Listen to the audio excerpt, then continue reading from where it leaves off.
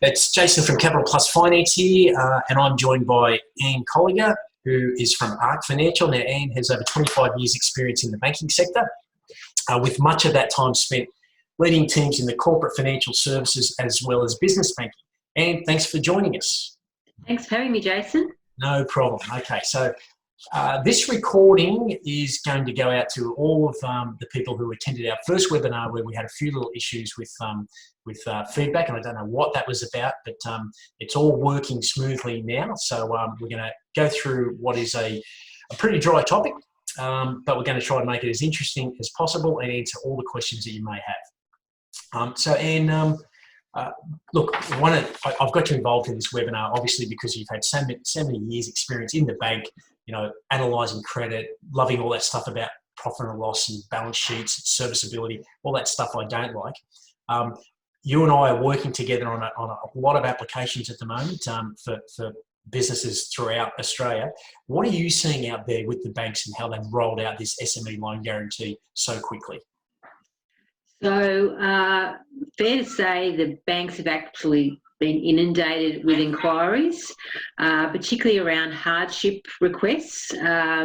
Spoke to a bank the other day and they said they're getting 1,000 per day versus they would get 1,000 a year. So if you can imagine the strain just on hardship requests alone is putting on the banks.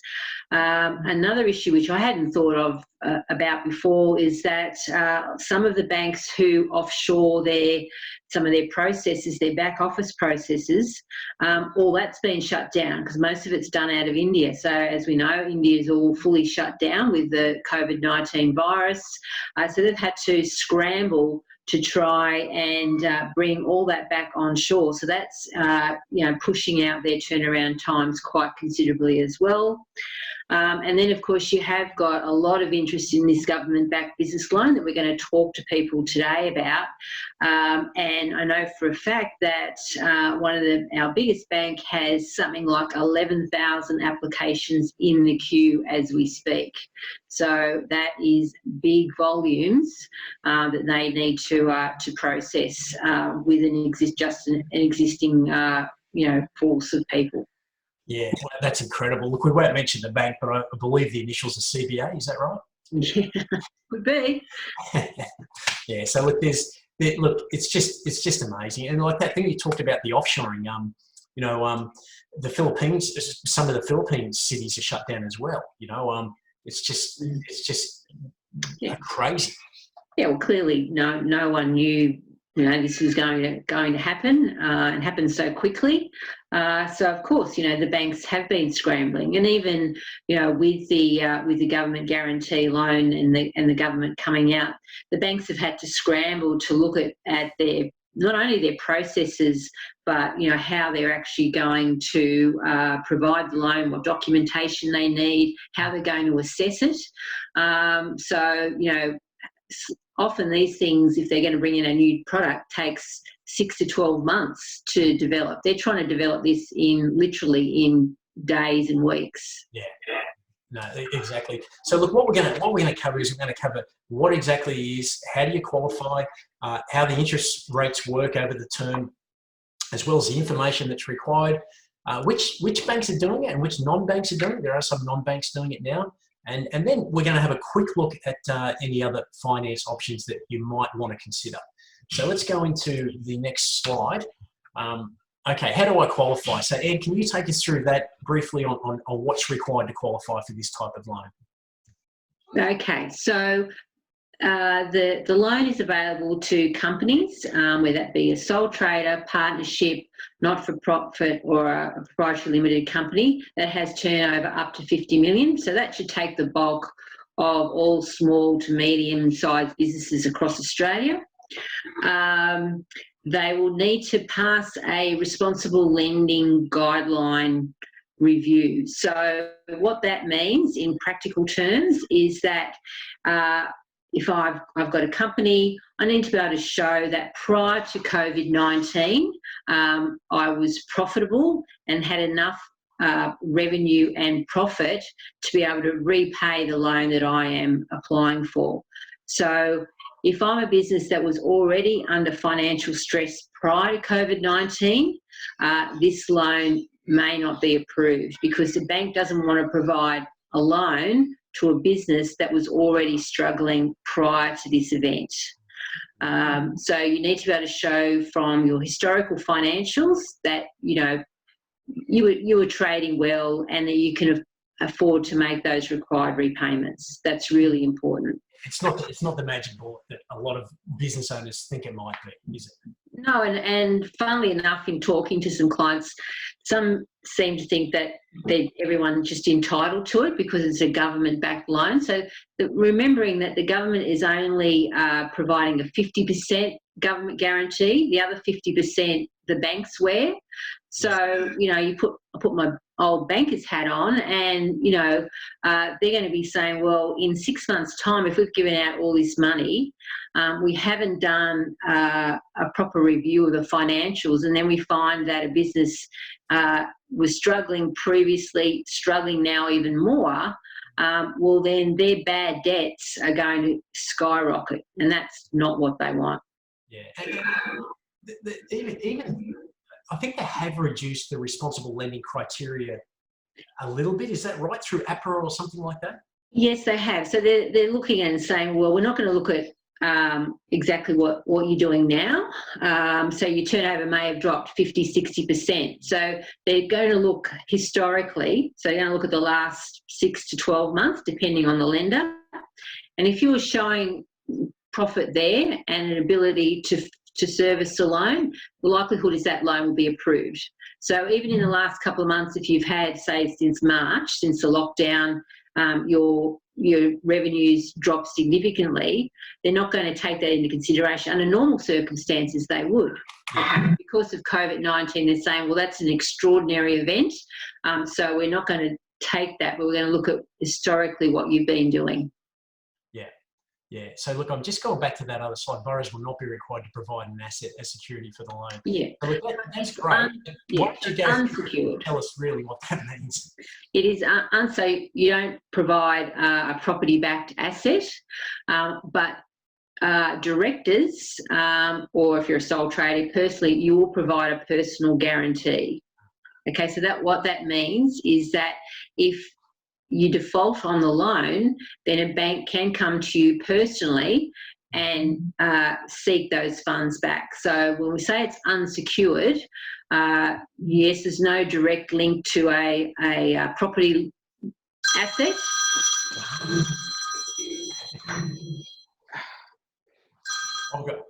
I'm trying to settle down Chloe the cavoodle. She's barking, and Sorry. I think my teenage sons have forgotten that I'm recording this webinar, so they're making a bit of noise too. But so that's, you know, you need to understand that your personal name will be there, and a bank can come and seek repayment of the loan to you personally.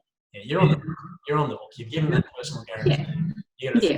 You got to think about the consequences if things go wrong.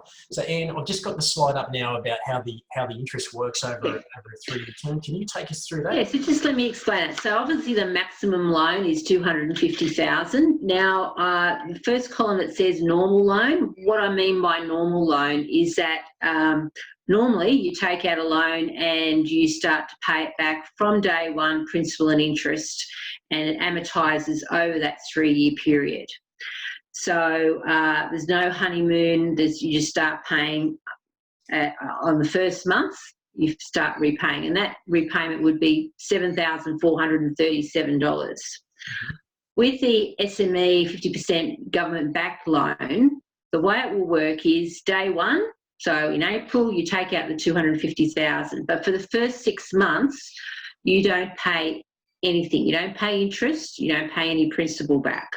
But what happens is that interest will accrue each month. So at the end of that 6 months, when you do have to start to repay, your loan balance will not be $250,000. It will be, in round figures, $255,000. So then what you need to do is you start to repay that loan over the remaining 30 months, okay, or 2.5 years. And that means your payments to meet it, so you've paid off within that 30 months is $8,827. So and it's an extra $1,390. Given the fact that you're not paying anything for the first 6 months. So that's what people need to understand, that when you say you don't have to pay anything for 6 months, that's correct. That bolsters your cash flow over that period, but at the end of the day, you still have to pay that back, and you're paying interest on interest for that period.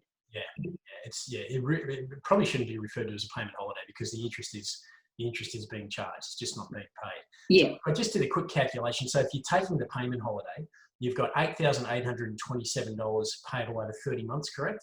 That's correct. Okay, so so you're paying back $264,000, whereas if you didn't have the payment holiday, you're paying back $7,437 times 36 months, right? That's correct. Yep. Yeah. So, yeah. That there is flexibility with this loan. So say you are approved to $250,000, you don't have to draw it down all at once. You can draw it partially. You can also pay it back when you want to. So say, if you were fortunate enough that you got some extra cash in the business that you hadn't planned for, you can actually pay it down more quickly if you so wish. So there is that flexibility. And also if you've got the 250, but you didn't necessarily need to use it all on day one, you only obviously pay for what you use. So it gives people a little bit more flexibility that way, and not paying interest for funds that they don't really need. So it would be silly for you to draw the full amount, have it in your bank account, earning, maybe 0 or just over 0%, if you don't really need the funds. So you can have that flexibility around drawing it down as you need it. Yeah, because it is essentially an overdraft, isn't it? Yeah. Yeah. Okay. Yeah. Excellent. All right. Thank you, Anne. Okay. So next slide here. So what information is required? Now, when we did this morning, a lot of people got a lot out of this. So basically, there's a lot of information on that slide, and this is the kind of things that they want to see. So, Anne, can you briefly take us through that too? Yeah, so information requirements is going to be different depending on the lender. So I've canvassed all the major banks and some of the other fintech banks that are offering this, but majority last 2 years externally prepared financials. If you don't have your 2019s prepared, if you have drafts, they'll accept drafts, or they'll accept management accounts to 30 June 2019. So again, as I said before, they're looking at your historical ability to repay the loan, not necessarily exactly what you're doing right here and now. Given that you've got a director's guarantee, they want to see the personal tax returns of the directors. Tax portals is a big thing. So they want to see that you're meeting your tax, you had been meeting your tax obligations. So you may have now gone to the ATO and asked for a payment plan, given what's happened, and the ATO have been very accommodating on that. But they want to see that historically you have been able to meet your tax payments, because if you haven't been, and if you have large debts, then that then signals to the lender that there's issues in your business. BAS statements, some of them are not asking for externally prepared financials, but definitely the last 4-quarter BAS is required. Some are asking for a cash flow forecast. Not everyone, but some are asking for a cash flow forecast. One, to be able to identify how you'll use the money if you get it, and just what your cash inflows and outflows are looking like now we're in this crisis. And to be able to say what you're going to use the funds for. So it's supposed to be used for working capital. So you don't draw down the 250 and go and decide to put it on a racehorse or buy it. So you've got to be smart with how you're using your money. So things like payment of creditors, being able to buy stock, helping to keep all your staff, meeting, those sorts of payments are acceptable form of usage of the funds. So you need to be able to demonstrate or articulate what you're going to use the funds for, and you need to be able to demonstrate also or explain how COVID-19 has impacted your business and what are your strategies for keeping on going and for moving out.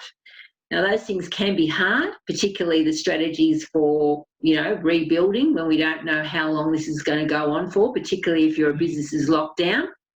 But they're some of the questions that lenders are looking, borrowers to be able to answer. Okay. Look, we should probably point out here too that the best way of getting this loan approved is to go to your current bank, right? That's correct. Yeah, because they've got your history. They also have, if it's your transactional bank, they'll have all your transactional accounts. So, another thing I didn't mention is this. So if you go to a bank who's not your bank, they're also going to require you to provide bank statements as well, so that they can see what money's going through your account. Yeah, and they've got to do all that, know your customer stuff and all that. You need them, all the process. All your KYC, all those. Know your customer, Yes. And all this is part of, the due diligence they do for responsible lending. Now, if you're, I know, for example, with CBA, if you're an existing client, if you have current facilities of $1 million or more, it's a full loan application. Right. Okay, because that's their requirement. This is business banking, correct? It's not. Yes. This is not personal lending. This is if you have business lending over $1 million. Okay, all right. And look, just on that bank thing, like I had a potential client ring me the other day, and they said, look, we bank with NAB. We put we made an inquiry with CBA 2 weeks ago. We haven't heard back. Can you help us? And I said, yeah, sure, no problem. Why did you make an inquiry with CBA? And they said, well, look, we just thought that would be the best way to go. We've heard they're pretty good at doing it. So, look, they've got 2 weeks because they haven't spoken to their bank now. Probably because there's lots in the queue. That's right. The other thing that banks don't want people doing is going to multiple lenders. So one of the questions I've seen is, are we the only bank you've approached? Okay, that's right. Now, look, Ian, another question I've got for you is how do they feel? I know all the banks are different, and we're going to get to the non-banks shortly, but how do the banks feel if there is tax arrears? Again, it's going to depend on the lender. Most will, if it's significant, they will probably see that as that there's issues in the business, and therefore this loan may not be the right way to go, because throwing debt at a business that's already struggling is not the right thing, possibly delaying the inevitable and lading it with more debt. It's just going to depend on the size. If they're in a payment plan and they've been meeting that payment plan, that would probably be okay. So it's really going to depend on the size, the reason for it, so understanding why. So did they have a significant growth spurt in 6 months ago, and that puts some pressure on their working capital, and they haven't sort of structured their working capital properly? That's probably acceptable. But not having the cash ongoing to meet or trying to make payments and those being dishonoured, will probably be an issue for most lenders. No, that's right. It doesn't paint the best picture. No, it doesn't. No. Keep moving. Okay, so I'm just going to move that there. So which banks are offering the government-backed business loan? So look, I'll get you to talk about the banks that are offering it, and then I'll cover off the non-banks. Yeah. So it was actually released this morning in the financial press. There's 34 banks now participating in the scheme. That includes non-banks as well. So all the major banks are, and then you've got the second tiers that are all participating. And as I said before, many of them are still scrambling to get their processes right, their credit policies in order. So it's depending on, who you bank with. I would suggest that, yes, the priority should be to go to your existing bank. But if you don't have a relationship, then I think it would be more looking at who's offering what your need is, and how quickly you want it turned around, because there may be other options. Because my view is that the major banks have got a lot on their plate at the moment. This is one of many things that they're trying to deal with, and so therefore turnaround times aren't going to be quick. No, they're not going to be great.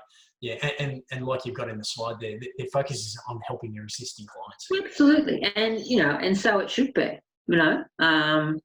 If you've been loyal to a bank for many years, you've never gone anywhere else, this is a time when you need your bank to step up and help you. And it's not just on this business backed loan. It's on hardship requests, deferment of existing loan repayments, all those things that the bank just needs to be processed. It's fine to say, yeah, we can do that, but then that has to be processed through.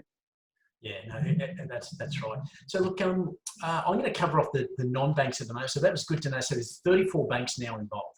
34 yes. banks, Yep. right? Yeah, and they are, like you said, they're all scrambling. So there's some non-banks that are involved, and one of those non-banks has access to the funds, the cheaper funding, and the government guarantee. The other four don't. They have an allocation of a guarantee, but they're still more expensive. So they're not going to be having rates around that 4.5%, 5%. It'll be significantly higher than that. However, they are out there. One of them, I know, is out there lending. We have a few applications in with them. The other three are still scrambling and telling brokers and mortgage brokers that they'll have more information to them shortly. So the likes of Prosper still hasn't released what they're doing. Moore's another one that still hasn't released what they're doing. They're still working on exactly what's going to happen. But yeah, there are non-banks. There was one non-bank I was talking to that I shared with you, and who is a pretty big non-bank. And my business development managers assured me that from application to approval is 5 business days, and then funds in your account, another 10 business days after that. So yeah, and I spoke to someone in that same organisation, a different BDM, and he gave me exactly the same feedback. So yeah, so that might sound like a really long period of time for the business owners out there that we deal with, who are used to getting fintech loans and asset finance, and it's turned around within a few days. But I'll tell you what, if you can get funds in your account in 3 weeks from application, it's going to be a long way ahead of what the banks are offering. Absolutely, and the interest rate they're charging is only very slightly more than the major banks. So yeah, I think it's a really good option for people. Yeah, well, we're in a few queues and have been in a few queues for a while, so we might be switching to that non-bank lender. All right, so we'll go to the next slide. I think this is our. Actually, no. So did that go to the next slide? I've already done that one there. Okay, so I've covered off which non-bank lenders are doing it. So we've gone through that, and it was approximately 5. Okay, so let's have a look, and this is our last slide. So we're going to be wrapping up shortly, which will be just under half an hour. So let's have a look at what other finance options are available out there. So what if what can we look at, Ed, if you do have tax debt, or if you weren't quite profitable enough prior to it, and you're not going to fit the SME loan guarantee scheme? Take us through what else we can look at. So there are a lot of other options out there. So firstly, having a look at your total debt profile. So what loans do you have that you're currently paying principal and interest on? Is there credit card debt? Is there asset finance loans? Are there other unsecured loans? Have a look at your total debt profile, and then look at if you consolidate those into one loan at hopefully a better interest rate. That would then reduce your overall monthly commitment. So that's one thing. If you're a business owner and you have your own home, or you have an investment property, or you have a commercial property, if you've got equity in that property, and that's always subject to valuations and how property values are going to hold up. But if you do have equity, there's ways of getting cash out from your property portfolio to inject in to support your business. And if say it's on your own home and you're willing to do that, you're going to get interest rates of less than 3%, which you can inject into the business even temporarily to assist the business continuation.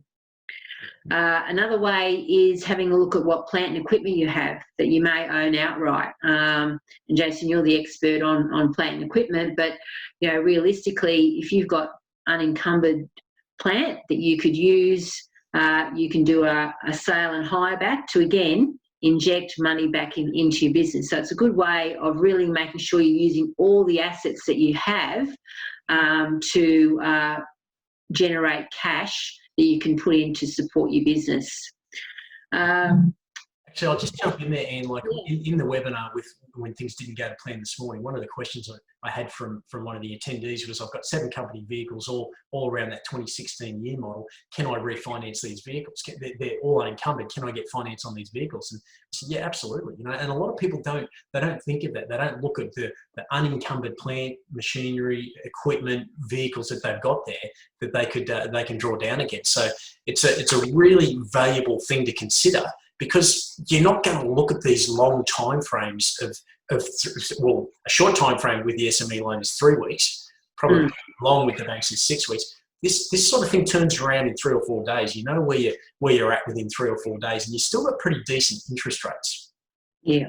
So you continue on with the principal and interest. Yeah. So the last point is, if you do have all your loans and you're repaying them principal and interest, even a simple switch to an interest only for a period of time. So that's obviously going to free up cash that you don't have that you're having to put into your loan at the moment. So that is another very quick way of injecting cash back in your business, without you going backwards on your loan. So it's not a deferment, it's just switching from principal and interest to interest only. And I think many lenders, all lenders, are open to that because they understand, the reason for it. So I think that's a really valuable option as well, particularly if the other ones that we've mentioned, aren't open for you.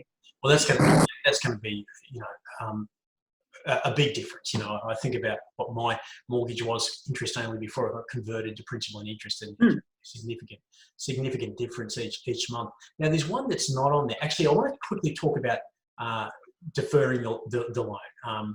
We've talked about how the deferments for the SME loan guarantee, but really what should be considered as well is just deferring your loan for a 3 or 6 month period. Yeah. So if you need it. If you need it, again, it's another way of getting cash back in your business, but you've got to remember that at the end of that deferment program that you enter into, your loan amount is not going to be, $500,000. It's going to be $500,000 plus 6 months worth of interest, which is added on month. So it's interest on interest, capitalising. So mortgage is probably not a massive difference because it's a 20-year or 25-year mortgage. But if you're talking about doing it on a 3 year lease, it's probably not a great idea. Yeah, or a business loan. So most business loans, banks, under normal circumstances, want that loan repaid over 15 years. Okay, so it's a shorter period of time. So if you're deferring for 6 months and say you're 2 years in, they may look at restarting the clock, but that would be a discussion you would need to have or negotiate with your bank, so that, say it was a 15-year loan and you're 2 years in, you defer for 6 months, that means that you have to start repaying that over the remaining term of 13 years. So it may be a way of you saying, well, can we restart the clock and relook at the payments over 15 years again? Okay. That's what people need to remember, and you need to be proactive in talking to your bank about that, so that you don't get caught, because your repayments will increase significantly. Yeah. Or depending on the loan size, but it will increase. It's not going to decrease. Yeah, exactly. Okay, and look, one thing we don't have on there, but I want to touch on really briefly before we finish it up, is debtor finance. Is thinking about debtor finance for your business. Now, it doesn't suit everybody. A lot of people still don't like the idea of debtor finance today, but it's a really valuable method of injecting capital into your business. So if you do have a business and you're selling products or services on terms that might be 14 days, 30 days, 60 days, or 90 days, you probably want to think about how can you unlock the value of that age receivable, that debtor's ledger, and access, sometimes up to 90% of what's on that ledger. That solves a lot of problems immediately. Now, again, getting a debtor finance facility in place, it's not a fast solution. With some of the smaller boutique debtor finances out there, they're generally a little bit more expensive and they can do it quickly. You're talking probably within 3 to 5 days. But if you're turning over $10, $20 million a year and you're looking for a good debtor finance solution, then that process is going to take 2 to 3 weeks to get it done. But probably a good idea, I think, to consider, particularly in these times, because they made it very clear to all the brokers out there that they are open for business. Very much, more closely, that they're open for business. Their security is the client, but also the client's customer. So they've got that extra security, if you like. And again, you do give a personal guarantee with debtor finance, but it's not you don't have to be asset backed in order to be eligible for a facility. It's a good option. And as you said, the debtor finance funders are looking for business, which is good. Yeah, excellent. All right, and we'll wrap it up now. Now, did you have anything else that you wanted to tell us or say before we finish off? No, I just think, there's lots of options out there for people, and it's a matter of understanding where they're currently sitting. Your prior financial performance is important, but it's really looking at what your affordability is, and working out the best solution for you and your business long term. Yeah, look, absolutely. So look, thanks everybody for take 2 of our webinar, which has gone off without a hitch, apart from my barking toy caboodle and some noisy teenagers. It's gone pretty smoothly. Look, if anybody wants to reach out to Anne or I, you could probably guess we're working on a lot of SME loan guarantee deals together at the moment. Anne's the expert with serviceability and credit analysis and knowing exactly what's required. So we're doing a lot of collaborating at the moment. We're both on LinkedIn, and feel welcome to email us or reach out on LinkedIn. And any questions you have regarding any of this, we're happy to assist. Even if you're already talking to your bank and you're not going to use us to facilitate the loan, happy to assist wherever we can. So thanks for listening in. Thank you, Anne, for your time. I think that was Thanks, Jason. Really valuable. And see you for probably our next webinar. I don't know what it will be on, but it'll be on something. See you all next time.